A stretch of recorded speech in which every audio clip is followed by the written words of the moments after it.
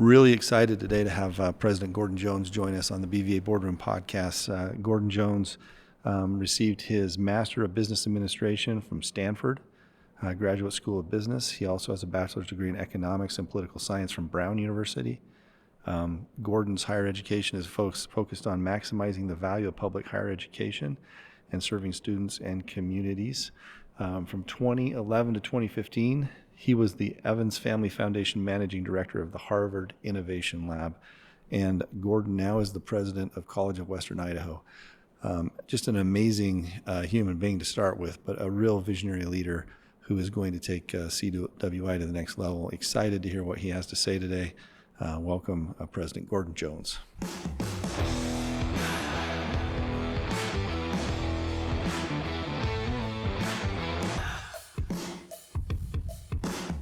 We were just saying we're waiting for Bruce Wayne to get here. You're kind of like that, right? No. Yeah, you kind of show up, isn't he? I mean, he kind of like shows up. You're everywhere. You're all, it's cool. Well, you're really good at this. I am trying to represent value for this community, and I'm passionate about what I do. So I can't wait to get into this today. Thanks for joining us. So president of CWI, how long has it been now? Just over 2 years. 2 years. Working on number 3. Boise State before that. 7 years. And that's, I think, where I first started rubbing shoulders with you. You did some amazing things there. And I think all of us were just like, this is great. Because CWI had been, only formed, when was it formed? Formed in 2007, first classes fall of 2009. Think about that. And then had this explosive growth, but really was kind of poised and waiting for someone to really kind of take it to the next level. So it's been fun to watch you do your thing, and I'm really excited to get you on today and talk about all the great things. Most people listen to this are kind of business people here in the Valley that kind of want to know what's going on, and I know that's one of your focuses. But before we get into that, can we talk a little bit about you? Sure. Tell us a little bit about your growing up and your family, and just a little bit about you.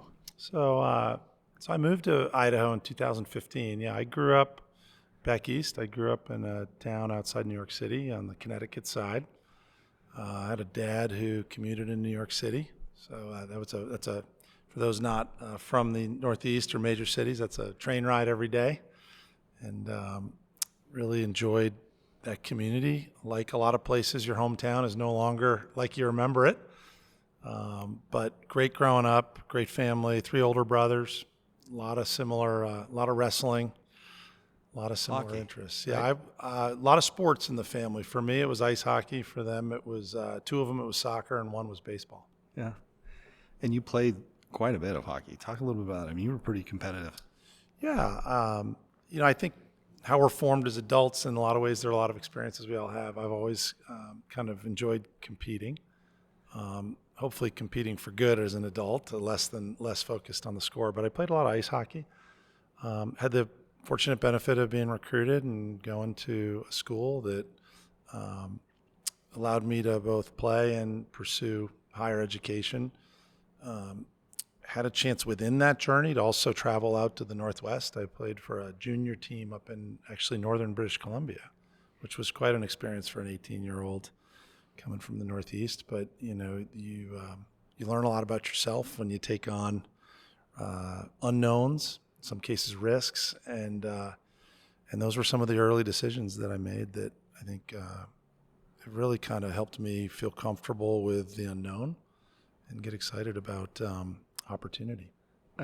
Keep going, but I'm going to come back to your kids because your kids now play hockey. It's a big deal for you. But finish up. The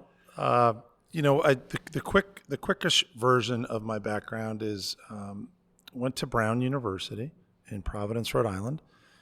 And upon graduating, most of classmates kind of were interested in global travel at the time. The Berlin Wall had come down. This is a lot of Europe news. Europe's in the news.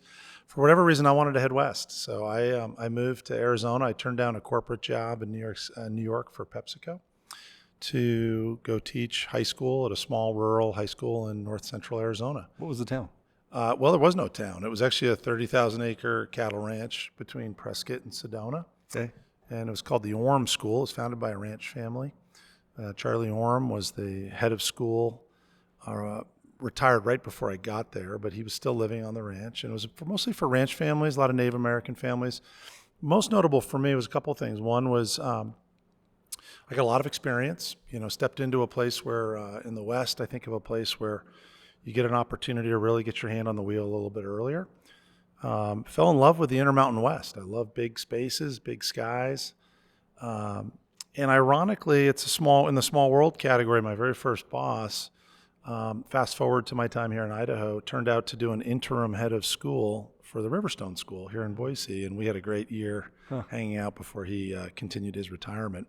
But I did that job for about 3 years, did grad school here on the West Coast at Stanford, did an MBA at Stanford, and decided to step into the private sector. So for about 15 years, worked for a variety of large multinationals, Gillette, Procter & Gamble. I had a summer internship at General Mills, kind of got into the consumer goods world, brand management.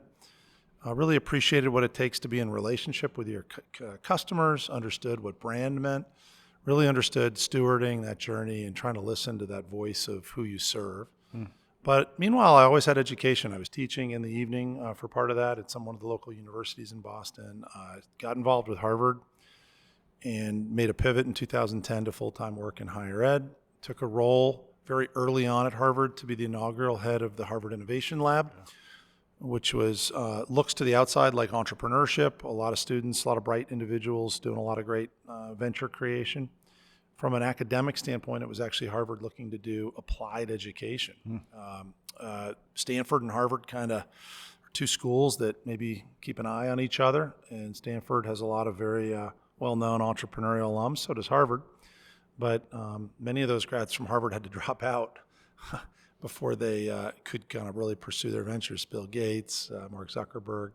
Yet, ironically, many of the Stanford folks managed to be in a place that encouraged them and had them graduating. And so that's not, there's lots of Harvard grads who started businesses, but the Harvard iLab was meant to kind of give students that applied arena. Yeah. At that place is where I really got interested in the public higher ed arena. I hosted no fewer than a couple hundred leaders from around the country with different higher ed institutions, either presidents themselves or leadership teams, coming to see this Harvard iLab, understanding its pedagogy, understanding the facility. And in that, I really became attuned to both the opportunity, I think in some cases the ailments, what's plaguing higher ed, what are the trends that are affecting public higher ed, and it's really where I got interested in how this world is going to evolve. And long story short, Harvard's very supportive of that, but that's not their game. Harvard is a very unique institution. I'm very in great relationship with it. But Boise State called former President Bob Kustra and wanted to really think about how we could more quickly accelerate some of the trends that were going on and see where Boise State could be a laboratory for some of these changes that were coming. So I had the opportunity to be the inaugural head of the College of Innovation and Design, and really had a wonderful time there. But saw in CWI a lot of great things that I'll pause there because that's a lot of mouthful for your listeners. But it is. But if you take the history, if you just take that 3 or 4 minutes of your resume and then you think of this community college that's ready for that next step. I mean, the second most of us heard this connection, it's like, first of all, oh my goodness, just wait and see, right? But you're stepping into something that's got a long ways to go probably, trying to figure itself out, right? In a lot of ways, kind of dealing with explosive growth and trying to figure out where it fits. It was spun out of, Boise State, and yet we're in the Treasure Valley that's booming. And I think one of the first things you did was said, okay, how do we really connect with business, right? So I'll let you take it from there. But from an outsider's perspective, it's like, oh my gosh, we're pinching ourselves. This is going to be perfect. Because if you have a community college that is connected to the business community, here in this environment we have with someone that's listening to the business community, this thing is going to really take off. And I think that's what we're seeing right now.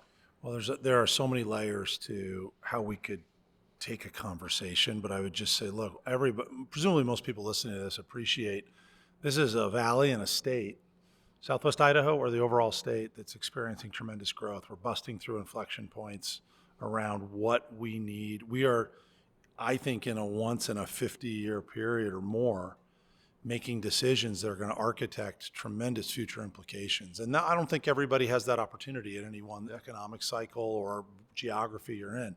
So I'm part of the same story that our business community is experiencing itself. CWI, the question is, can you design your piece of the puzzle, in this case, College of Western Idaho? Can you design that so that we land softly, we properly equip ourselves for the journey of this change? I moved here in 2015. I believe the population was around 1.6. We're just now this year, they say, going to cross 2 million. Yeah. What's it going to be in 30 years? I can guess we're easily looking at a double. And we have all the water. We're not on the Colorado River water. We have the climate. I'm not here. There's more experts listening than me, but we need our educational institutions to make sure that they're rowing in the same direction so that the Idahoans who are here or those that are moving in can find the right goals they have, the jobs. For most people, that's jobs. That's setting up themselves and their families to power the state they live in. But we need to have education serve as the doorway to that journey. CWI, the 2-year colleges, are really tremendous diameter pipes. No matter where you went to college, you have to appreciate in a community college world, a student is anybody who comes to us for some academic or some course or training. I don't distinguish. Traditional higher ed will often think of a student as a full-time resident of our dorm room, and they don't work, they're taking 30 hours, credit hours. What that does is that it's so narrowing of where we can, as institutions, serve the communities, the employers, the state. Because it may be an ESL class for a new refugee who already is trained in a field, but without proper English, it's not going to reach employment. That's one class, or that may be a series of classes. But it could also be a 2-year RN degree when we have a shortage of healthcare workers to be a nurse, and we can quickly cycle out, similar to sort of a knowledge factory, but it's a trained, knowledgeable, educated workforce, as quick and as affordable with the same caliber. So there's a tremendous story, and I'm excited to work in the community. But that's one of the things that I think, if you look at higher education in the United States of America, it's been going through changes for decades, right? It's just going to be different, right? I mean, I think there was talk. I remember going to a lecture 15 years ago on the future of higher ed, and the guy got up. I think he was from Harvard. Got up and said, "It was Dean. It was the HBS dean, Kim Clark." Yeah. And he pretty much got up and said, "Hey, there's a lot of you people here from the 4-year universities around here. I'm just looking around wondering who's going to be here in 10, 15, 20 years." So you have these pressures up top because of costs, inefficiencies in the way we get kids into jobs, and then along comes CWI.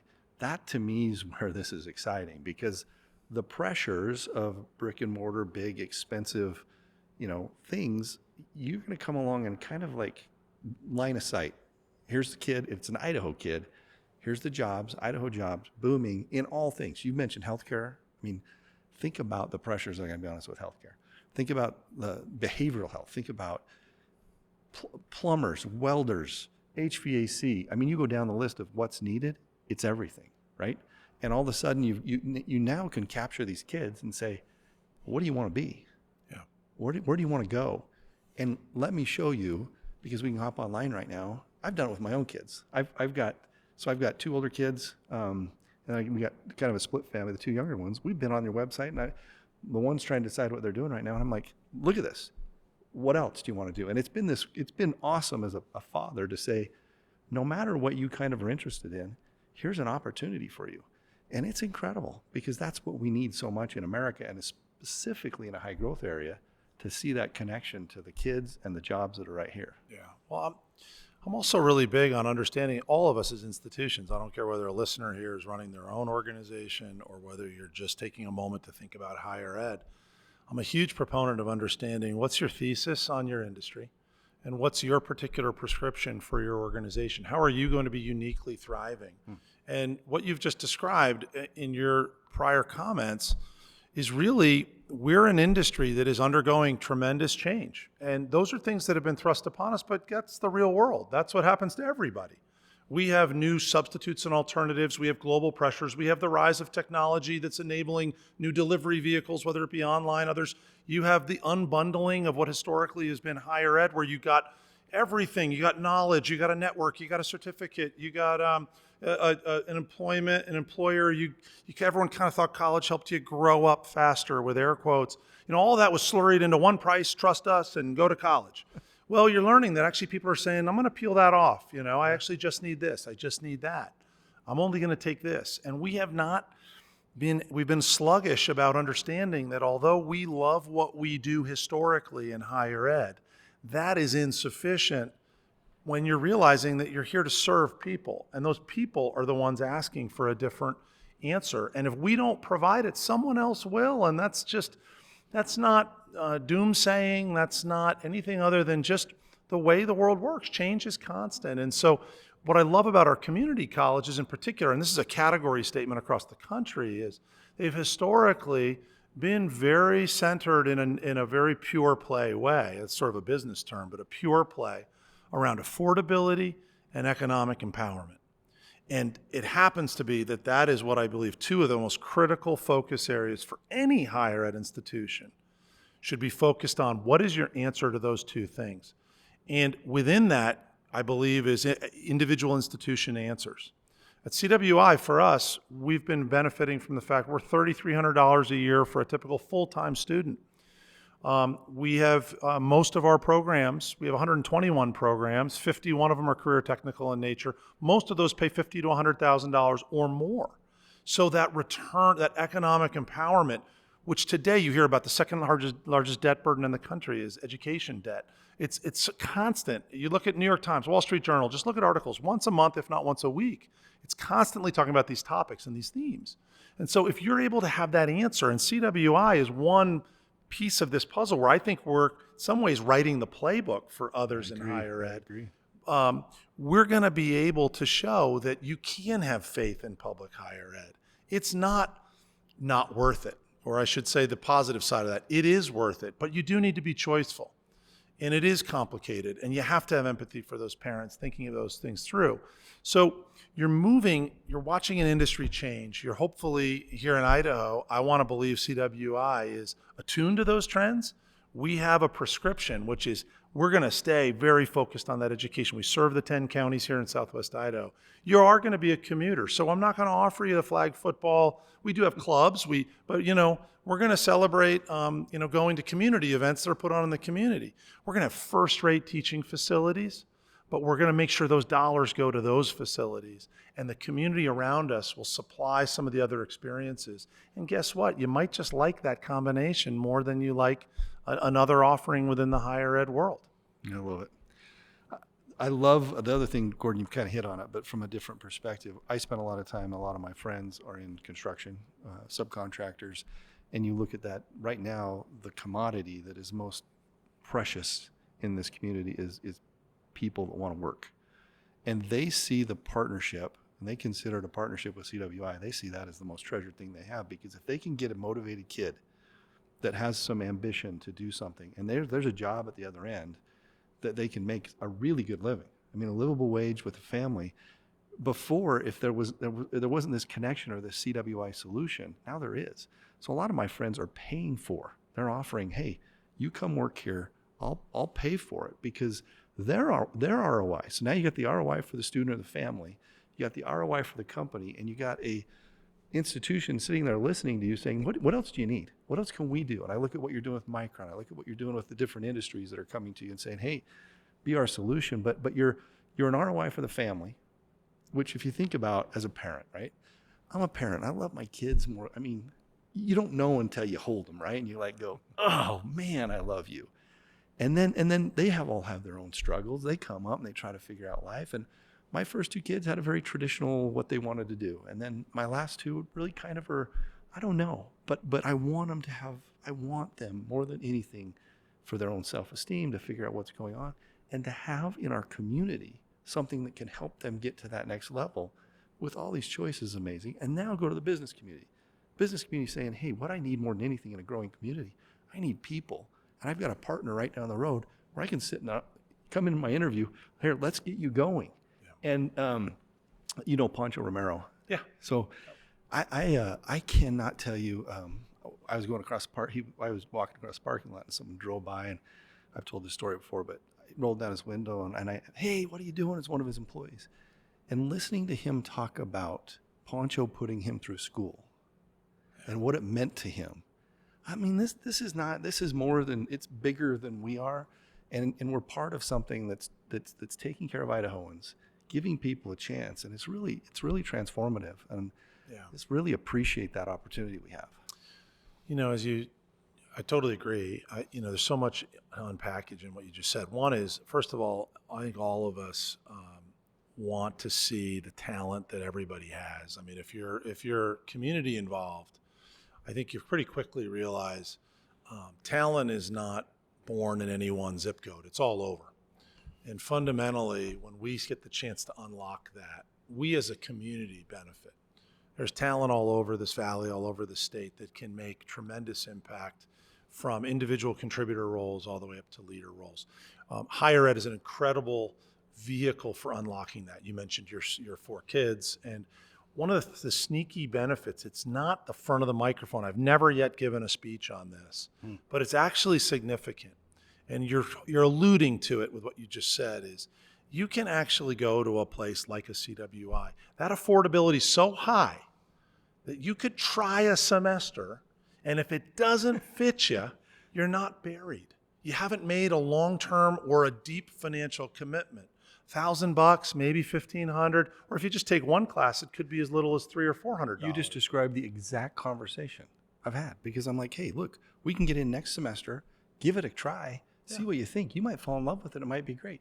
And if not, look at this list. And guess what? We all, I mean, this is a joke, but it's true. If all of us are honest, we all want to figure out who we're going to be when we grow up. I mean, half of all 45-year-olds surveyed, according to an IDEO survey, IDEO is a company in the Bay Area design firm, say they still, they don't know what they want to be when they grow up. We're all works in process. We have chapters, especially in today's world. We have different careers. I've been in the higher ed. I've been in consumer goods. I've been a high school teacher. I've worked in a credit union. I've been in the pest control industry. I've been in the education technology industry. My career will more likely be representative of our younger generation than my generation. I'm now 55. I think the second thing you brought up is partnering with the business community. And I think, yes, we have tremendous opportunity. I don't think we're perfect. Higher ed overall, and CWI I'll include right in this. We have to learn what being in relationship with the private sector means, because we have different definitions about how we operate.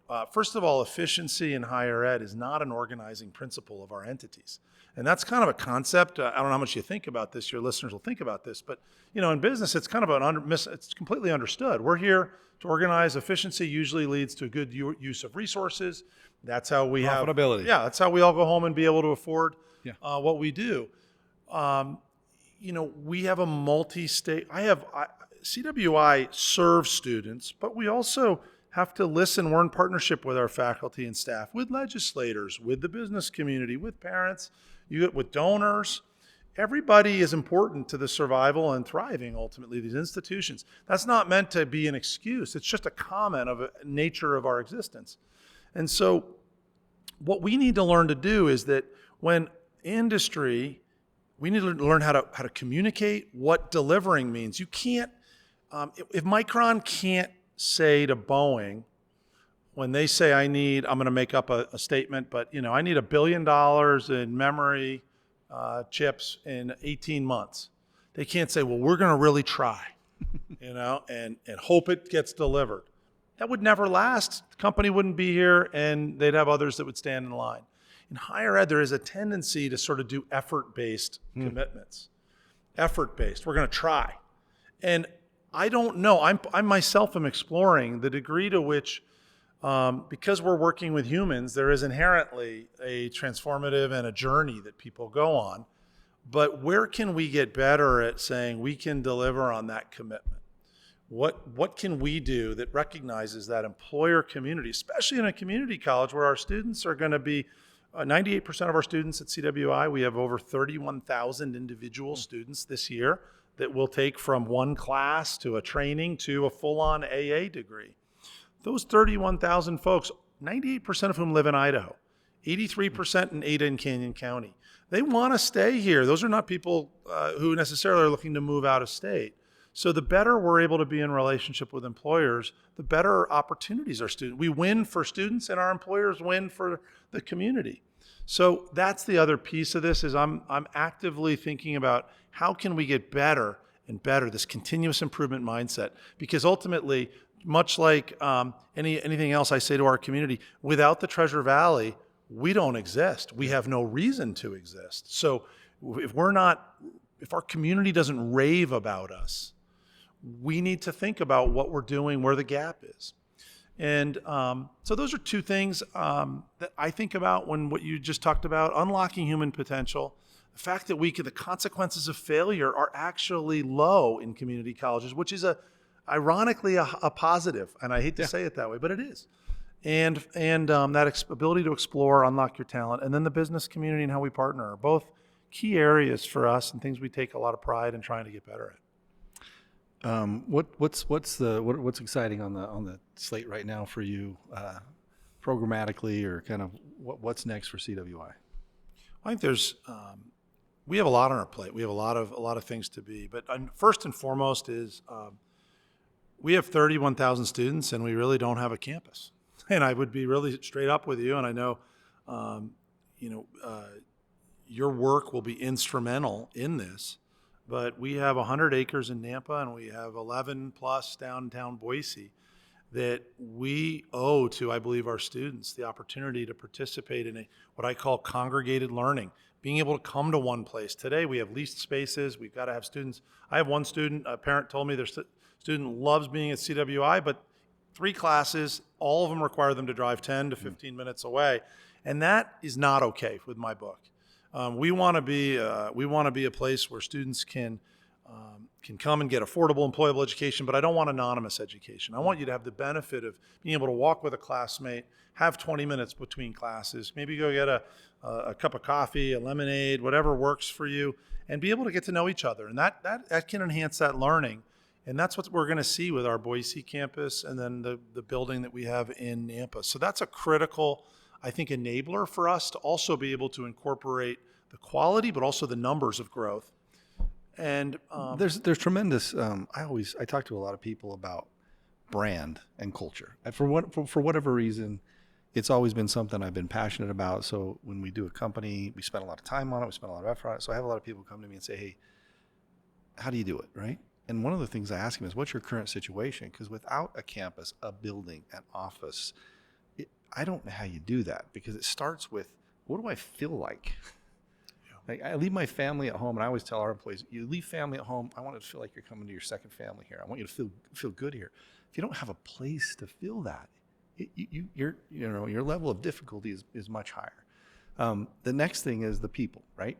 Because they're going to walk in, and then that's the hard work, right? Like the culture from the first interaction all the way through the end. Do the values of our organization reside in their hearts and minds so that the people coming here feel that, right? But I think the first step is having that. So just imagine for a minute when you do have a campus that feels good, and when the parents visit or whatever, and you feel, and then the second thing is the culture. You walk in and you feel that, it's going to be good. And I think one of the things you're best at, I mean, I've watched you, the community outreach, the genuine desire to serve. I mean, it's palpable. It's palpable. And I think that everyone that meets you goes, man, I get this. So that'll be easy. Campuses will make it easier, but really looking forward to that. One of the things I want to talk about is you're so affordable, and you're really looking for ways to just disrupt so that the families of Idaho, and I will say, like, if you look at Idaho, we have come a long ways, Gordon. I was on the United Way board in the early 2000s, and we would look at like average wages and salaries, and those were long meetings going, man, we've got a lot of people living under this. And one of the things that's happened, our expenses have gone up for sure.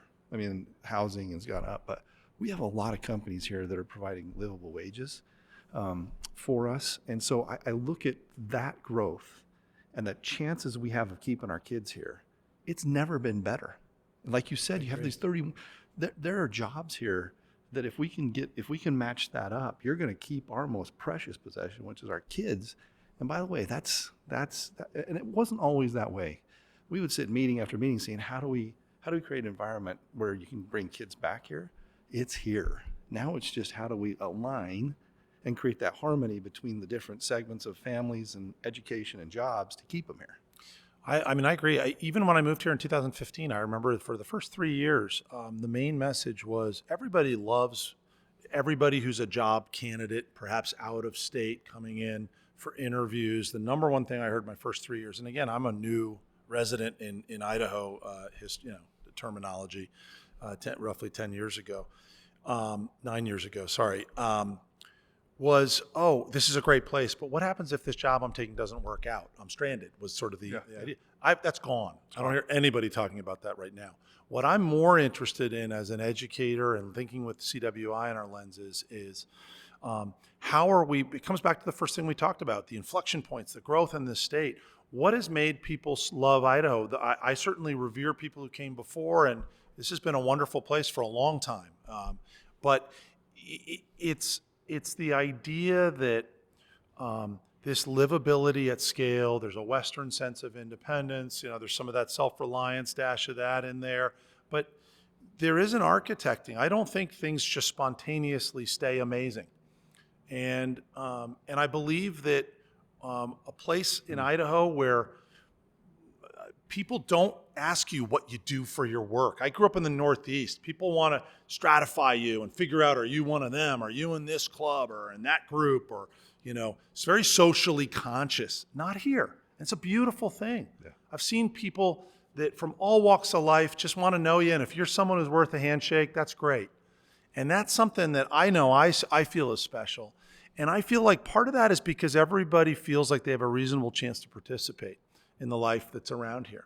And I think of the many people that are in here, I don't want to have this state, and I want education to be a solution to this, where they say, well, that's starting to become the haves and the have-nots. Yeah. And now I'm a big believer you got to have your oar in the water, you've got to earn it. No, there's no free lunch necessarily, but there's a lot of people that want to work and want to use those talents that come from anywhere in this state. And I think our higher ed institutions are the doorway for that ability to have economic mobility. I mean, we all have relatives who at one point faced the prospect of getting on a boat, presumably, or a plane, or walking here to this country, who felt that it was better to take their chances in this new place than where they were. And they found that opportunity. In some cases, it's multi-generational, and I'm not here to be a historian. I'm just here to say community colleges are the place where I think we're going to give everybody that shot to participate in this upswing in Idaho over the next 30 years as we see this growth.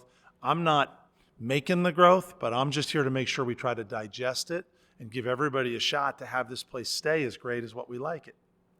I'm going to remember one thing from it is spontaneously amazing. It doesn't stay that way, right? You got to now, because we're not stopping this thing from happening, right? You look at what's happening on the coast, and you look at our climate and our mountains and where we sit geographically, water, all the things that make us special. It's not stopping. So now it is, how do we help this place stay amazing? And I think the role of the community college is going to be part of that. Talk to me a little bit about, you talked about the campuses, programs, the four-year program. I mean, I think it's really, really nice to talk about because affordability and value and ROI is so much part of what you do. It's going to leak into things that just make sense. And this just makes sense. Well, one of the things I want to set the context on is I think we in higher ed should be constantly attempting to innovate, not just the knowledge we convey, not just faculty doing research, but actually innovating ourselves. Mm-hmm. You do really well in the world, I find, when you challenge yourself rather than waiting for competition or others to put the pressure on you. When you do that, you're usually flat-footed and you're at risk of being left behind. So I think within CWI's world, we've thought about this is early on at CWI, I said, I don't want to think of CWI maybe the way many people like to describe schools by the artifacts of what we do. Oh, you do AAs, you do CTE. We do those. We love them. They're core to what we do. But that's not helpful to have an organization think, around corners. Think about the pressure points that are coming. So what I've said is what we do exceptionally well is affordable, employable education. So I don't care now whether that's one ESL class, whether that's a non-credit experience in which we're serving our community that might lead to some educational or training purpose. And in this case, the 4-year degree is a recognition that an applied bachelor degree that could be serving the populations. We haven't talked, I didn't break down for the audience until now, that our 31,000 students are all ages, from high school students taking college credit that's credited through CWI and teachers trained by CWI faculty, all the way, we have a third of our 31,000 are over age 24. Yeah. And so that runs right into the people in their 60s. And so what we are as an institution is we're also very well designed for people who are looking to live life and get education at the same time, or integrate in unique ways where they need the classes at night or on weekends, or counselors who understand that what it looks like to have a family while also going to school. That complexity, we have people that are really well versed in those experiences. That's who we are. So I probably would have more trouble if we had counselors having to, counsel fraternity or sorority students, because we don't have those. So maybe that's our weakness. I don't know. I'm smiling as I say that, but tongue in cheek. But fundamentally, we felt that bachelor's is an ability to serve the unique population we serve at CWI. Less about just saying, we want to do something that other schools do, and we just want to throw our in the water too. What happens to come with that as a side is the fact that our everyday sustainable model is that we've always been very affordable. So a lot of people lock in. We expect it'll be somewhere between $18,000 to $19,000 total. That is in and of itself very dramatic and a game changer, but that's actually who we are. That's not a loss leader, so to speak, to use private sector terms. That's just take our normal credit pricing, and that's what it is. So we're certainly proud of that, but fundamentally it's also designed that individuals can get that bachelor's that really opens up certain jobs where, like it or not, as much as we're moving to competency-based hiring, if you know how to code it, you're hired. There are certain jobs and employers that still are saying, I'm going to use a bachelor's as a minimum standard to be considered. And so to open up a wider set of jobs, a wider set of talented individuals offering that degree, our faculty are high quality, trained professionals. All of them, whether you're an adjunct or full-time, have to have a master's or a PhD. That's the same standard as our 4-year institutions. So we're thrilled about our quality. We think it's going to be really opening up for the student populations at all ages and all stages of life. And at the same time, it is new for Idaho, newish for Idaho. Our colleagues at CSI started this with a food safety handling, but this is a high enrollment potential major. It's general business. It's a business administration degree. We think it has a lot of employability in Southwest Idaho, so we're excited for it. So just for the listeners, so business administration degree, 4 years.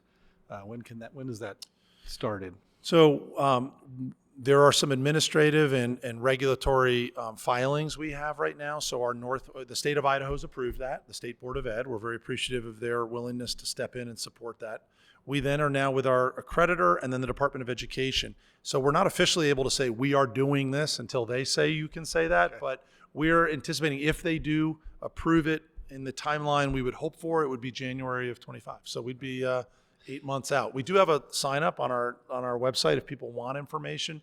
Yeah, we'll be first to hear about that. We got your website pulled up here, but by the way, the branding, all the stuff that's going on, the awareness, it's pretty cool. Can I make a comment on that? Yeah. Because that's another part of this whole equation. The moment I got to CWI, I said, we're going to start telling our story. We're not going to let others tell it.